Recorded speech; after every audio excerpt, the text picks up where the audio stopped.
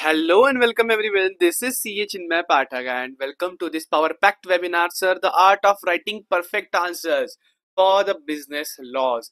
बहुत लोग इस दुविधा में रहते हैं, इस क्वेश्चन में रहते हैं, sir I study law, I revise law continuously sir, but I am con मतलब मेरे को सबसे ज्यादा दिक्कत होती है, the biggest issue that I face is there is nobody to guide us कि how to write the perfect answers.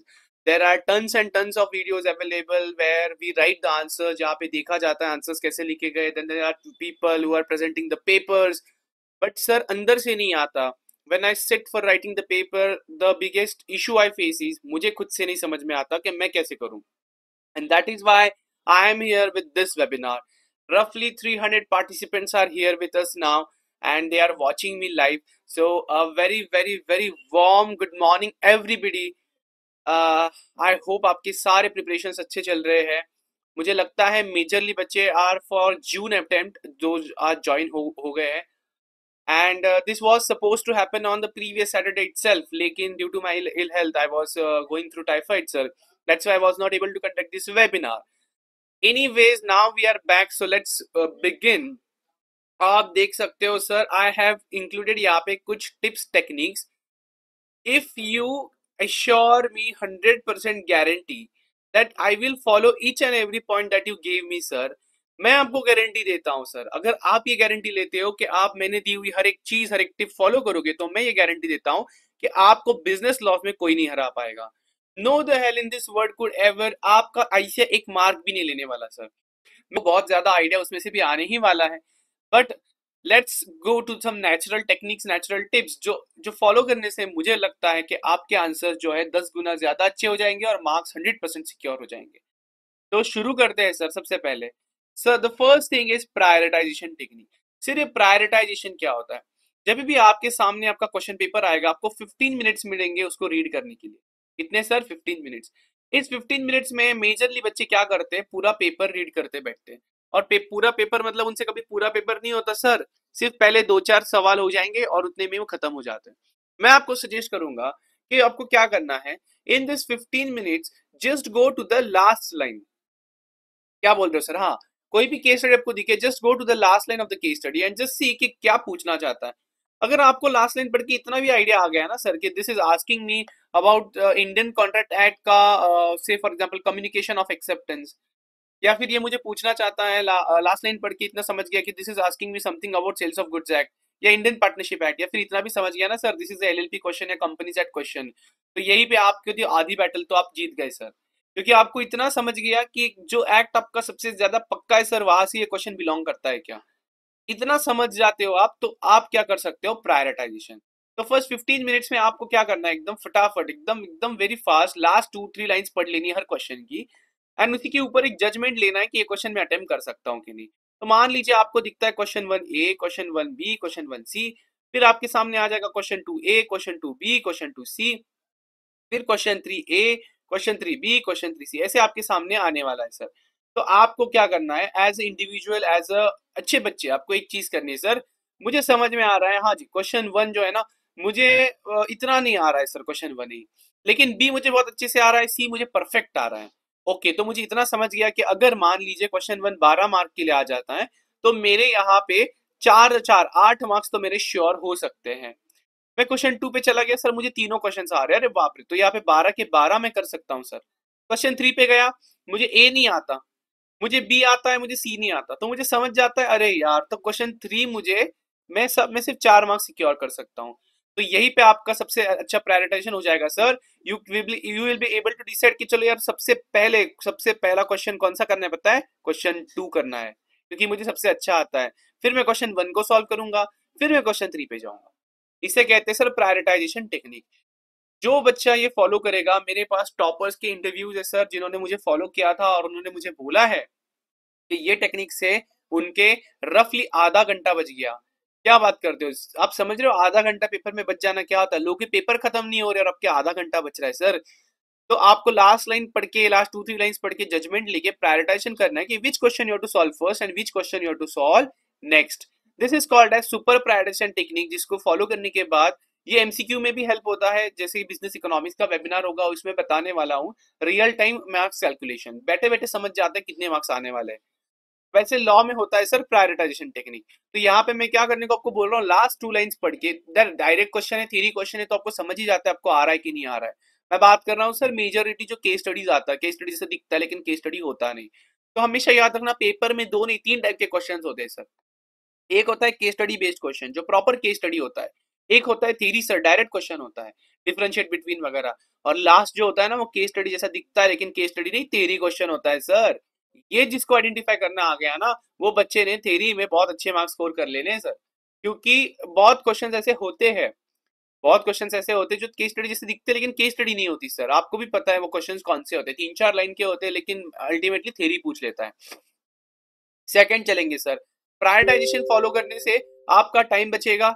आपको पहले 15 मिनट में पता होगा ये पेपर में आप कितना स्कोर करने वाले हो, कितना अटेम्प्ट करने वाले हो, आपको पता हो चल जाएगा सर मैं 75, सर मैं 85, सर मैं 95 अटेम्प्ट करने वाला हूँ, और उसी बेसिस पे आपका कॉन्फिडेंस बूस्ट होने लगेगा। ऑब्वियसली आपकी पढ़ाई अच्छी नहीं करी है तो आपका कॉन्फिडेंस वहीं पे जीरो हो जाने वाला है, लेकिन अगर आप ऐसे बच्चे हो जो पढ़ के गए हो सर, तो फिर आपका कॉन्फिडेंस नेक्स्ट लेवल पे चला जाएगा, पहले 10-15 मिनट में आपको पूरा पिक्चर क्लियर हो जाएगा। सेकंड चीज पे आना चाहता हूँ सर, स्ट्रक्चर। स्ट्रक्चर यानी अरे सब लोग बताते हैं, प्रैक्टिकल केस स्टडी क्वेश्चन रहेगा तो फैक्ट्स ऑफ द केस लिखो, एप्लीकेबल प्रोविजंस लिखो, एनालिसिस एंड कंक्लूजन लिखो। और थ्योरी क्वेश्चन के लिए तो ये तो सबको पता रहता है, इसके बारे में तो मैंने अभी मेरा daily question answer writing practice भी शुरू करी, आप देख सकते हो जाके, जहाँ पे मैं रोज एक केस स्टडी लिखता हूँ, एक थ्योरी लिखता हूँ, ताकि आप लोग उसको देख के समझ सको कि सर आंसर्स कैसे लिखे जाते हैं। थ्योरी की बात करता हूँ, कैसा होता है जब भी आप कोई थ्योरी क्वेश्चन पढ़ ले, मान लीजिए आपने पढ़ा state the characteristics of quasi contract, ऐसा कोई थ्योरी क्वेश्चन आप पढ़ते हो ना सर, तो आपके मन में इमीडिएटली ना कुछ पॉइंट्स आ जाते हैं जो आपको बाय नेचुरल कॉल याद आ जाते हैं। क्या करना है, जैसे अगर मान लीजिए एलिमेंट्स ऑफ एसेंशियल कॉन्ट्रैक्ट वाला क्वेश्चन आ गया, आपके मन में आ जाता है टू पार्टीज, क्वेश्चन जो है ना आपका, क्वेश्चन पेपर पे क्वेश्चन है ना, वहीं पे आप एक इधर लिख लो टू, फिर आपको याद आता है सर वहां पे लिखा रहता है इलीगैलिटी नहीं होना चाहिए, आप आई लिख दो। फिर आपको याद आता है sir it should not be void, तो आप वी लिख दो। फिर आपको याद आता है सर कि क्या बात करते हो सर, और कौन सा इसमें पॉइंट, मतलब जो भी पॉइंट मैं इतना बताना चाहता हूँ सर, थ्योरी क्वेश्चन में जब भी कोई आपको पॉइंट याद आ जाए ना, जैसे पॉइंट याद आ जाए उसके इनिशियल्स लिख लिया करो वही क्वेश्चन पे। इससे आपको वापस वापस याद करने की जरूरत नहीं पड़ेगी। अगर आपको पता है ना सर 8 पॉइंट से, अगर आप 4 या 5 भी यहाँ पे लिख दोगे ना, तो भी आपका काम आधे से ज्यादा बन जाएगा सर, आधे से ज्यादा काम आपका बन जाएगा। तो प्रैक्टिकल के लिए सब लोग बात करते हैं, थ्योरी के लिए कोई नहीं बताता, इसलिए थ्योरी के लिए बताता हूँ। जब भी क्वेश्चन देखोगे, जब भी जो भी आंसर से याद आएगा उसका शॉर्टकट, उसका इनिशियल फटाफट वहीं पे लिख लेना है सर, ताकि आपको बाद में वापस उस पर दिक्कत, वापस उसमें घुसना ना पड़े, वापस वो याद ना करना पड़े।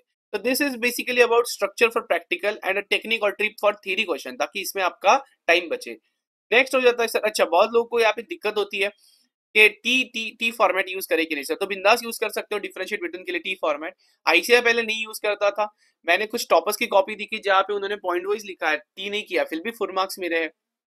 तो आप पॉइंट वाइज भी लिख सकते हो, टी डायग्राम भी यूज कर सकते हो sir. Next is sir question number. आपका अगर ये पेज है ना sir, if this is your page, ठीक है, इतना रेक्टेंगल नहीं होता, ऐसा हो जाता है मान लीजिए, तो यार क्वेश्चन नंबर हमेशा मिडल ऑफ द पेज पे, फ्रंट पे होना चाहिए सर। आप बड़ा बड़ा लिख देना है क्वेश्चन नंबर 3। सर क्यों? अरे ऐसे ही लिखना होता है दोस्त, ऐसे ही लिखना होता है। आप यहाँ पे मार्जिन में लिखोगे, यहाँ पे लिखोगे ना, तो वो प्रॉब्लम क्रिएट करेगा। तो बेटर है हमेशा middle of the page, front of the page, top पे लिख देना है sir question number 3A, question number 3B। तो इससे वो क्लैरिटी मिल जाती है सामने वालों को भी कि लिख क्या रहा है, किसके बारे में लिखना चाहता है। तो प्लीज ये एक टिप आप जरूर, इसको आप भूलना नहीं है आप लोगों ने, जो मैंने अभी बताया। नेक्स्ट नेक्स्ट आ जाता है सर यहाँ पे, नेक्स्ट चीज यहाँ पे आ जाती है सर, शफलिंग। सर ये क्या होता है शफलिंग? शफलिंग यानी मैंने देखा है बहुत बच्चे पहले क्वेश्चन 1A करेंगे, फिर क्वेश्चन 2B करेंगे, फिर क्वेश्चन 1B करेंगे, जैसे जैसे याद आता है वैसे। ऐसे कभी नहीं करना है बच्चे, कभी नहीं करना है। आपने अगर क्वेश्चन 1 शुरू किया ना, तो भले ही आप ऐसा लिखो क्वेश्चन 1B पहले, फिर क्वेश्चन 1A पहले, फिर क्वेश्चन 1C पहले, लेकिन ऐसा कभी मत करना कि क्वेश्चन 1 शुरू किया, फिर बीच में क्वेश्चन 2 लिख रहे हो, फिर वापस क्वेश्चन 1 या क्वेश्चन 3 याद आता है तो क्वेश्चन 3 लिख दिया। ये कब करते हैं पता है? ये इससे क्या इंप्रेशन होता है, ये कब करते हैं हम लोग? जब हमारा प्रिपरेशन वर्स्ट होता है, जब हमें कुछ भी याद नहीं है सर, मुझे कुछ भी याद नहीं, मैंने क्या करा, मुझे कुछ भी याद नहीं जब रहता है ना, तो मैं इस तरीके का प्रेजेंटेशन करता हूँ, जो याद आएगा वो लिख के रखता हूँ। ऐसा कभी नहीं करना है। तो you can shuffle the question numbers, पहले क्वेश्चन 1 कर रहे हो, फिर क्वेश्चन 6 किया, फिर क्वेश्चन 3 किया, बट जो क्या बोलते हैं उसको, इंटरनल शफलिंग होती है, वो कभी ऐसे नहीं करना है कि क्वेश्चन 1A पहले किया, फिर क्वेश्चन 6 का B कर लेता हूँ, फिर क्वेश्चन 1 का C, फिर मान लीजिए क्वेश्चन 3, नहीं। तो सर फिर मुझे बाद में याद आ जाए तो कभी भी क्या करना है, किसी भी क्वेश्चन के लिए ऑन एन एवरेज 2 पेजेस छोड़ देने सर। अरे आप तो सर अब पेपर नहीं भर पाते हो, आप कहाँ इतना सोचते हो 2 पन्ने मुझे सफिशिएंट रहेंगे कि नहीं। चुपचाप हर एक सब क्वेश्चन के लिए 2 पेजेस छोड़ देने, अगर नहीं याद आता है बाद में याद आ जाएगा तो लिखने के लिए। नेक्स्ट शुरू करेंगे सर गुड स्पेस। ये क्या है सर? अरे आपका जो आंसर रहेगा ना, मैं आपको बताने अपने वर्ड्स में, मैं देखो यहाँ पे अगर मैं लिखना चाहता हूँ ना, द कॉन्ट्रैक्ट इज वॉइड, तो ये देखो ये स्पेसिंग भी आपकी बहुत अच्छी होनी चाहिए। और 2 लाइनों में आप देखना, 2 लाइन जो रहते हैं, the contract is void because it is this illegal. तो देखो सर यहाँ पे ये वाली लाइनिंग, ये वाली स्पेसिंग भी अच्छी खासी होनी चाहिए, और ये 2 वर्ड्स के बीच में भी स्पेसिंग अच्छी होनी चाहिए। सर ऐसा क्यों? अरे अरे मेरे भाई, अपने पैसे भरे उधर, पेपर को पूरा यूज करो, बाद में 100 झाड़ लगा देना चलेगा, लेकिन पेपर में ऐसा मत करना, उसको पूरा यूज करना सर। देखने वाले इससे बहुत इंपैक्ट होता है, रीडेबिलिटी लेजिबिलिटी बढ़ जाती है। पेपर में आपका हैंडराइटिंग मैटर नहीं करता सर, आपका हैंडराइटिंग मैटर नहीं करता, मैटर करता है लेजिबिलिटी, कितना पढ़ सकते हैं हम लोग। अगर पढ़ने में दिक्कत हो गई ना सर, तो आपके मार्क्स में दिक्कत होगी, मार्क्स में दिक्कत होगी तो आपके रिजल्ट में दिक्कत, रिजल्ट में दिक्कत तो आपके करियर में दिक्कत। नेक्स्ट, यहाँ पे मैं हमेशा बताना चाहूंगा सर, कभी भी कोई भी क्वेश्चन हो, भले ही क्वेश्चन 1A है ना, 4 ही लाइन का लिखा है आपने, क्वेश्चन 1B इसके नीचे कभी मत शुरू करना। It should be always on a new page, question 1B always on a new page. कभी भी इसको एक ही क्वेश्चन के नीचे दूसरा क्वेश्चन नहीं लिखना है, नहीं लिखना है, नहीं लिखना है सर, कभी भी नहीं। अभी हम आते हैं असली मसाले पे सर, असली मसाले पे आते हैं। फैक्ट्स ऑफ द केस कैसे लिखने हैं?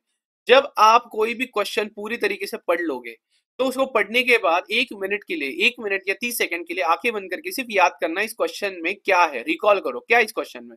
आपको ना कुछ आपकी ही लैंग्वेज में, अगर आप हिंदी हो तो हिंदी लैंग्वेज में, इंग्लिश हो तो इंग्लिश, मराठी तो मराठी, जो भी लैंग्वेज आपकी, गुजराती गुजराती, आपकी लैंग्वेज में आपको 2-3 लाइनें याद आ जाएगी सर। यही 2-3 लाइनें फैक्ट्स ऑफ द केस है। सर क्यों ऐसा, उसमें हर चीज नहीं अरे क्वेश्चन का क्वेश्चन वापस लिखोगे, एक तो फैक्ट्स को तो मार्क्स नहीं देते, लेकिन क्वेश्चन के क्वेश्चन को वापस लिखोगे तो क्या आपको गड्ढा मार्क्स मिलने वाले। Facts of the case should always be of 1-2 lines, maximum maximum 3 lines होनी चाहिए सर, वर्स्ट केस में 3 लाइन्स। तो इसके लिए मैंने आपको अभी ट्रिक क्या बताई, क्वेश्चन पढ़ने के बाद आंखें बंद करके सिर्फ याद करना इसमें क्या लिखा था, अपनी लैंग्वेज में जो लिखा था उसको आपकी ही लैंग्वेज में इधर लिख दो फैक्ट्स ऑफ द केस में। मैं आपको बता देता हूँ, फैक्ट्स ऑफ द केस कोई नहीं पढ़ता, फैक्ट्स ऑफ द केस कोई एग्जामिनर नहीं पढ़ेगा। और जब आप लिखोगे फैक्ट्स ऑफ द केस, ऐसे लिखना है सर, मान लीजिए ये आपका पेज है, तो आप ऐसा लिख रहे हो ना फैक्ट्स ऑफ द केस, ऐसा बॉक्स मार दो इसको और फिर आगे शुरू करना है। फिर आपका सेकंड पॉइंट आ जाएगा sir, applicable provisions. Applicable provisions को भी बॉक्स मार के शुरू करना है सर। ये सारी चीजें मेरे डेली आंसर राइटिंग में कवर होती है। एप्लीकेबल प्रोविजंस में हमेशा याद रखना है, पॉइंटर्स यूज करने हैं सर। सर पॉइंटर्स, अरे पॉइंट वाइज लिखना है बच्चे, पॉइंट वाइज।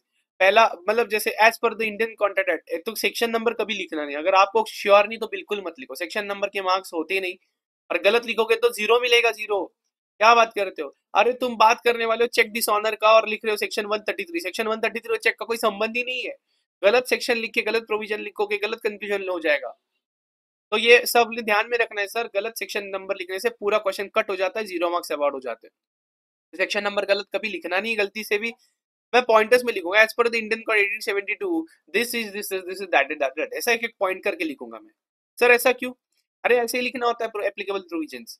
फिर ऐसे पॉइंटर्स में लिखना है सर, सर मुझे लीगल लैंग्वेज याद नहीं रहती, इजी लैंग्वेज यूज करो, आपकी लैंग्वेज यूज करो, कोई दिक्कत नहीं, लेकिन सबसे इंपॉर्टेंट याद रहे सर, कीवर्ड्स नहीं भूलना है। क्या बात करते हो? कीवर्ड्स बिल्कुल नहीं भूलना, आने वाला हूँ इसके ऊपर सर, कीवर्ड्स कैसे याद करें, लेकिन कीवर्ड्स नहीं भूलना है। कीवर्ड्स को आपको मान लीजिए यहाँ पे कीवर्ड्स आ जाता है कि कम्युनिकेशन इज कंप्लीट, मान लीजिए when it is put into the course of transmission, तो put into the course of transmission, ये आपका कीवर्ड बन गया, इसको अंडरलाइन कर दो और ट्रांसमिशन को बॉक्स मार दो। सर ऐसा 100% ऐसा ही करना है बच्चे। सेमिनार का नाम क्या है, वेबिनार का नाम क्या है? Perfect answers. परफेक्ट आंसर बता रहा हूं आप लोगों को। नेक्स्ट आ जाएगा सर इस स्ट्रक्चर में आपका analysis and conclusion. Analysis and conclusion में आपको क्या करना है सर, जो अपने फैक्ट्स लिखे थे ना सर, वो फैक्ट्स को वापस यहाँ पे लिखना है सिर्फ प्रोविजन ऐड करके। मतलब अगर फैक्ट्स में ऐसा लिखा है कि इसने फ्रॉड किया, तो आपको यहाँ पे लिखना है he has done fraud and as per the given provisions he can be penalise this way, ऐसा करके। एंड हमेशा याद रखना सर, ये आपको answer, conclusion is very very very very very important. Minimum 1 line का ही सही, लेकिन कंक्लूजन लिखना ही होता है, कंक्लूजन को 1 मार्क होता है सर, कंक्लूजन को 1 मार्क होता है, बहुत इंपॉर्टेंट है कंक्लूजन लिखना। बिना कंक्लूजन लिखे कोई भी आंसर आपका कभी भी कंप्लीट नहीं होगा, नहीं होगा, नहीं होगा। Next next next sir, keywords. Sir मुझे कीवर्ड्स नहीं याद रहते। अरे मेरे बच्चे, इसको कहते हैं हम सुपर इंग्लिश रिकॉग्निशन टेक्निक। मतलब जब भी आप लॉ किसी से पढ़े हो, तो लॉ पढ़ते वक्त आपके टीचर ने आपको बाकी तो सारी चीजें आपकी लैंग्वेज में बताई होगी, हिंदी में, आपकी लैंग्वेज में, मतलब मान लीजिए आप मलयालम वॉट एवर में भी, लेकिन कुछ वर्ड्स हमेशा वो इंग्लिश में यूज करते हैं, जैसे कि वॉइड, वॉइडेबल, अल्ट्रा वायर्स, ऐसी चीजें। तो ये हो जाते हैं sir keywords. Put into the course of transmission, इसके लिए आपके टीचर ने कोई वर्ड नहीं यूज किया होगा, आपको बताया होगा ट्रांसमिशन एंड ट्रांसपोर्ट, लेकिन ट्रांसमिशन वर्ड यूज किया ही होगा। तो जब भी आप कोई भी चैप्टर पढ़ते हो, सेल्फ स्टडी से हो, ऑनलाइन हो, यूट्यूब से थ्रू हो, या फिर आपके टीचर के थ्रू हो, कुछ चीजें हमेशा इंग्लिश में ही पढ़ाई जाएगी, कुछ वर्ड्स इंग्लिश में ही यूज किए जाएंगे, and they are called as super English recognition technique, और they are called as keywords. Keywords ऐसी चीजें होती है कि अगर आप लिखोगे और उसको अंडरलाइन करोगे, तो सिर्फ कीवर्ड्स पढ़ने के बाद, सिर्फ कीवर्ड्स पढ़ने के बाद आपका एग्जामिनर आपको फुल मार्क्स दे देगा। क्यों? क्योंकि उसको समझ जाएगा कि पूरा आंसर समराइज हो चुका है, पूरा आंसर कवर हो चुका है सर। इसीलिए कीवर्ड्स लिखना बहुत मैंडेटरी है, कीवर्ड्स इंक्लूड करना बहुत ज्यादा इंपॉर्टेंट है। नेक्स्ट इज सर, कुछ चीजें मुझे बहुत डिफिकल्ट जाती है, मुझे कोई वर्ड्स होते याद नहीं रहते, मैं अल्ट्रा वायरस को अल्ट्रा वायरस वगैरह लिखता हूँ। मैंने ये बहुत सारे मेरे सेमिनार्स में बताता रहता हूँ सर। मैं डिफिकल्ट वर्ड्स के लिए कोरिलेशन टेक्निक यूज करना, जैसे कि सर आप मुझे भी भेज सकते हो, कोई डिफिकल्ट है वर्ड आपको है, तो मैं आपको उसका एक इजी सब्स्टिट्यूट बना के दूंगा। जैसे मैं अल्ट्रा वायरस लिखता हूँ, जबकि वो अल्ट्रा वायरस नहीं है। देखो अल्ट्रा वायर्स है, वायर्स का इजी सब्स्टिट्यूट बन जाएगा सर वायर, और वायर का स्पेलिंग तो हर एक को आता है। तो वायर वायर वायर 1 2 3 बार पढ़ लोगे ना, तो आपको अल्ट्रा वायर्स में आप कभी वायरस नहीं लिखोगे, तो हमेशा अल्ट्रा वायर्स ही लिखोगे। This is called a super scientific correlation technique. अगर किसी को मेरी हेल्प चाहिए इन दिस, कि सर मुझे इस कोरिलेशन टेक्निक में मुझे कुछ वर्ड्स बहुत डिफिकल्ट है, तो वो मुझे 9261386066 इस नंबर पे व्हाट्सअप कर दीजिए, और मुझे भेज दीजिए सर आपका डिफिकल्ट वर्ड, मैं आपको उसको कोरिलेट करके भेज दूंगा। फिर एक आ जाता है अगेन डिफिकल्ट वर्ड्स में, एक सब पार्ट आ जाता है sir Latin terms, Latin terms आ जाते हैं क्विड प्रो को और ये सब टाइम पास, बिल्कुल भी आईएमपी नहीं है। अगर आपका एमसीक्यू होता तो मैं बोलता था आपको याद होनी चाहिए, लेकिन आपका एमसीक्यू पेपर है नहीं, आपके लिए लैटिन टर्म्स बिल्कुल आईएमपी नहीं, गारंटी के साथ कहता हूँ। जिस बच्चे को मेरे एक भी बात पे शक है, डाउट है, जाके पिछले 3 टॉपर्स के पेपर उठा के चेक करें, जाके पिछले 5 साल के सारे आईसीए के पेपर उठा के चेक करें, कि लैटिन टर्म्स के ऊपर कभी कुछ पूछा, ना कहीं पे लैटिन टर्म इंक्लूड की गई हो, ना इसके कोई मार्क्स आपको मिलेंगे। ठीक है, अभी sir theory question, theory question को लर्न कैसे करें हम, तो कभी भी याद रखना है, अगर आपको पॉइंटर्स दिए गए, पॉइंटर्स मतलब पॉइंट वाइज आंसर है थ्योरी का, तो आप उसके निमोनिक्स बना लो। सर निमोनिक्स यानी छोटा, जैसे मान लीजिए, जैसे मान लीजिए कि मैं क्या करता हूँ, कोई भी मेरे पास जैसे इसेंशियल एलिमेंट्स ऑफ कॉन्ट्रैक्ट वगैरह है, तो मैं इसके कुछ कुछ एक स्पेसिफिक वर्ड्स उठा लेता हूँ, इंपॉर्टेंट इंपॉर्टेंट वर्ड्स, और उसको क्या करूंगा पता है, गूगल पे जाऊंगा, गूगल पे जाके डालना है एआई या फिर चैट जीपीटी, आपको तो पता रहेगा, वहां पे जाके आपको वर्ड्स डालने, जैसे वॉइडेबल, फिर वॉइड, फिर और क्या रहेगा, इलीगैलिटी, फिर पॉसिबिलिटी ऑफ परफॉर्म, ये सब डालना है सर आपको वहां पे, और लिखना है make a good mnemonic for me. ये आपके लिए एक वर्ड बना के देगा, ये वर्ड आपको याद हो जाएगा, तो आपके के सारे पॉइंटर्स याद हो जाएंगे। सर लेकिन मैं पागल हो जाऊंगा इतने निमोनिक्स याद करके। तो बच्चे सब जगह पे ऐसा नहीं यूज करते, कुछ जगह पे स्टोरी बनानी पड़ती है। सर कैसी स्टोरी? Imaginary story. क्या होता है सर इमेजिनरी स्टोरी? जैसे मैं आपको बताता हूँ, निगोशिएबल इंस्ट्रूमेंट का ये क्वेश्चन, ये देख रहे हो आप लोग, negotiable instrument, essential characteristics of a negotiable instrument है सर ये। ठीक है, मैंने क्या बनाया, मैंने एक स्टोरी बनाई। हम ऐसे दोस्त ढूंढते हैं जो हमें अलग अलग तरीके के कूल डांसेस सिखाए। We seek friends to teach us many cool dances. W से हो गया राइटिंग, एस से हो गया साइन, एफ से हो गया फ्रीली ट्रांसफरेबल, टी से टाइटल, टी से टाइम्स, यू से अनकंडीशनल, एम से मनी, सी से सर्टन, डी से डिलीवर्ड। तो देखो मैंने एक स्टोरी बनाई और स्टोरी के थ्रू आपको ये लर्न हो गया, इसको हम कहते हैं स्टोरी टेक्निक। तो you can use that story technique also for learning theory answers, and you can use mnemonics also for learning theory answers. जिस बच्चे को कंफ्यूजन है कि सर मुझे नहीं होता, अगेन मुझे व्हाट्सएप कर देना बच्चे, जो भी डिफिकल्ट आंसर है, अगर मैं आपको हेल्प कर पाऊँ जल्द से जल्द मैं आपको भेज दूंगा बना के, क्योंकि बहुत मैसेजेस मैसेजेस आते रहते हैं, बहुत ईमेल्स आते हैं। तो you can send me, I will surely give you some shortcut to learn it. And last is sir, मैं पहली चीज मेरा इशू होता है सर, मेरा पेपर कंप्लीट नहीं हो पाता। इसके बारे में मैंने आपको थोड़ा तो बता दिया कि कैसे जल्दी जल्दी करें। लेकिन सर कंप्लीट नहीं हो पाता वो तो चलो ठीक है, मैं 80-85 का अटेम्प्ट कर लेता हूँ सर, लेकिन मेरा ना पेपर रीचेक में चेक भी नहीं कर पाता हूँ सर मेरा पेपर। बोर्ड तक तो आदत थी चेक करने की, अब तो मैं नहीं कर पाता हूँ। तो सर रीचेकिंग के लिए कोई शॉर्टकट है? अरे बिंदास से बच्चे, क्या करना है, जब भी कोई आंसर आप लिखोगे या आपने आंसर लिखा क्वेश्चन वन का, मान लीजिए ए का, तो उधर के उधर क्वेश्चन ए खत्म होते ही फटाक से वो 1 सेकंड, 10 सेकंड, 5 सेकंड के अंदर पूरा आंसर रीड कर लो। सर क्या बात करते हो, जी बिल्कुल। सर लेकिन टाइम नहीं जाएगा, मैं बताता हूँ, 5 सेकंड के अंदर रीड हो जाएगा आंसर, क्योंकि आपने अभी लेटेस्ट उसको पढ़ा है, आपको पूरा कंटेंट याद है। इसको ऐसा इधर ही चेक कर लोगे ना, क्वेश्चन वन है, बाद में चेक करने की जरूरत नहीं। और अब समझो समझो, आपने मान लो 80-85 मार्क्स का पेपर लिखा है, और जो आंसर्स आपने लिखे हैं वो लिखने के इमीडिएटली बाद 5 सेकंड के अंदर आपने उसको रीड करा है, चेक करा है, तो आपकी रीचेकिंग तो इमीडिएटली हो गई सर। आपको वापस से पूरा पेपर देखने की जरूरत नहीं पड़ेगी। तो ये मेरे कुछ 12 सुपर पॉइंटर्स हो गए फॉर राइटिंग परफेक्ट आंसर्स, जिसमें मैं आपको इतना तो मैंने आपको जरूरी इतना बेसिक फाउंडेशन दे दिया है कि अगर ये आप फॉलो करोगे तो आई श्योरली गारंटी कि इसके ऊपर आपकी जंप जो रहेगी ना, वो बहुत हाई रहेगी। और साथ ही साथ मैं बताना चाहूंगा सर, कोई है जिसको फिर भी कॉन्फिडेंस का इशू आता है in writing the writing this answers, तो you can follow my business laws series, जो फ्री में यूट्यूब पे अवेलेबल होती है एवरी डे।